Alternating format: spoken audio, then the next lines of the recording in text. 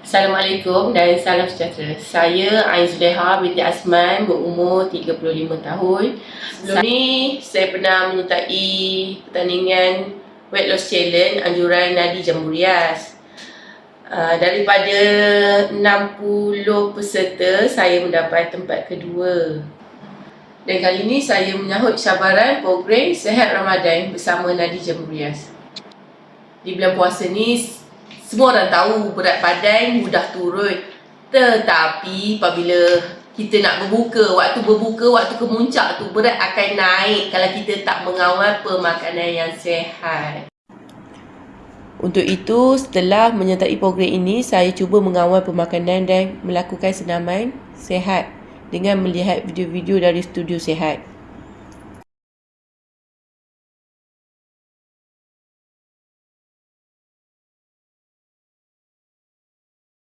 Dengan cabaran ini juga, saya dapat monitor bacaan tekanan darah dan bacaan gula dalam darah. Alhamdulillah, sepanjang cabaran ini, saya berjaya menurunkan berat badan saya sebanyak 4.5 kilogram. Akhir kata daripada saya, terima kasih kepada pihak penganjur dan Nadi Kampung Jambu Rias kerana mempercayai saya untuk menyertai cabaran Sihat Ramadan.